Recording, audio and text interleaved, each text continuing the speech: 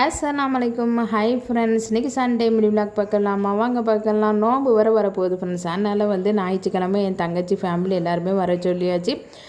நோம்புக்கு முன்னாடி எல்லாருமே ஒன்றா உட்காந்து சாப்பிடலாமா அப்படின்னுட்டு பிள்ளைங்களுமே நல்லா என்ஜாய் பண்ணுவாங்க. பிள்ளைங்களுக்கு எல்லாருமே ஒன்றா இருந்து அந்த நாள் டைம் ஸ்பெண்ட் பண்ணுறது ரொம்பவே பிடிக்கும். அதனால் என் தங்கச்சி ஃபேமிலி வந்தாச்சு. நாள் அம்மா வீட்டில் நைட்டில் தூங்கிட்டு அப்படியே என் வீட்டுக்கு வந்தாச்சு. ஒரு பக்கம் சிக்கன் பிரியாணிக்கு ரெடி பண்ணி தாளித்து எங்கள் அம்மா போட்டாங்க.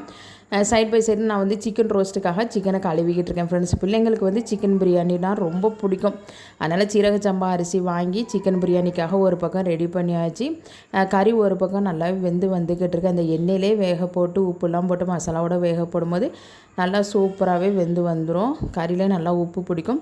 ஒரு பக்கம் என் தங்கச்சி என்னுடைய பிள்ளையை வச்சுக்கிட்டு இருக்காங்க. எங்கள் அம்மா சம்பலுக்காக வெங்காயம் நறுக்கிட்டு இருக்காங்க. ஒரு பக்கம் சூப்பராகவே தால்சாவும் ரெடி பண்ணி வச்சாச்சு. பிள்ளைங்க எல்லாரும் சேர்ந்து கிரிக்கெட்டு தான் விளாண்டுக்கிட்டு இருந்தாங்க. அவங்க 2-2:30க்கெலாம் சாப்பாடு கொடுக்கணுமா அப்படின்ட்டு நான் எங்கள் அம்மா என் தங்கச்சி 3 பேருமே கிச்சனில் பேசிக்கிட்டே சமையல் செஞ்சாச்சு. ஒரு பக்கம் கறி வெந்துக்கிட்டு இருக்குது. அதுக்கப்புறம் தண்ணி சேர்த்து சீரக சம்பா அரிசியும் ஊற போட்டுடலாமா அப்படின்ட்டு ஒரு பக்கம் சீரக சம்பா அரிசியை நல்லா கழுவிட்டு உரம் போட்டாச்சு. அதுக்கப்புறம் ஒரு பங்கு அரிசிக்கு 1.5 பங்கு தண்ணியை சேர்த்து அது நல்லா தலாப்புலன்னு கொதித்து வந்த பிறகு நம்ம அரிசி ஒரு சொட்டு தண்ணி இல்லாமல் வடித்து வைக்கணும்.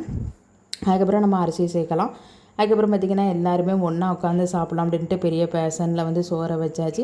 அதுக்கப்புறம் சூப்பராகவே பிரியாணி ரெடி பண்ணியாச்சு ஃப்ரெண்ட்ஸ். எல்லாத்துக்குமே இது லெக் பீஸ்னால் ரொம்ப பிடிக்கும். அதனால் ஆளுக்கு ஒரு லெக் பீஸை போட்டு வெட்டி கேட்கும்போதே அப்படி தான் கேட்டேன். எல்லாத்துக்கும் ஒரு பீஸ் வருது மாதிரி. அதுக்கப்புறம் சூப்பரான ரோஸ்ட்டு அதுக்கப்புறம் சம்பளம் வச்சு பேசிக்கிட்டே குடும்பத்தோடு உட்காந்து சாப்பிட்டாச்சு. அல்ஹம்துலில்லாஹ். அப்புறம் என்னுடைய மகளுக்கும் சாப்பாடு கொடுத்துடலாம் அப்படின்ட்டு அவங்க என்னுடைய பக்கத்துலேயே இருந்தாங்க. அவங்க சோறு கூட சாப்பிடலாம். அவங்களுக்கு இந்த சம்பல்னால் ரொம்ப பிடிக்கும் ஃப்ரெண்ட்ஸ். அதனால் அவங்க அதை எடுத்து சாப்பிட்டுட்டு இருந்தாங்க. அதுக்கப்புறம் ஈவினிங் போல் சாத்துக்குடி வாங்கியிருந்தேன். எல்லாத்துக்கும் ஃப்ரெஷ்ஷாக ஜூஸ் போட்டு கொடுக்கலாமா அப்படின்ட்டு என்னுடைய தங்கச்சி மகளுக்கு இந்த ஜூஸரை பார்த்துட்டு ரொம்பவே ஆசையாக இருந்துச்சு. நான் தான் புளிவேன் அப்படின்ட்டு அவங்க ஒரு பக்கம் சொல்லிக்கிட்டு அவங்களும் புளிஞ்சிக்கிட்டு இருந்தாங்க.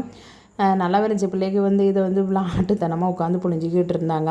அல்ஹம்துலில்லாஹ் எல்லாரோடும் உட்காந்து பேசிட்டு டைம் ஸ்பெண்ட் பண்ணது. அதுக்கப்புறம் பிள்ளைங்களோட சேர்ந்து அரட்டை அடிச்சுட்டு அந்த நாள் எப்படி போச்சுன்னே தெரில. ரொம்பவே சூப்பராக போச்சு ஃப்ரெண்ட்ஸ். அதுக்கப்புறம் பார்த்திங்கன்னா பிள்ளைங்களோட எல்லோரும் சேர்ந்து உட்காந்து அல்ஹம்துலில்லாஹ். அப்புறம் பிள்ளைங்களும் படிக்கவும் ஸ்டார்ட் பண்ணியாச்சு.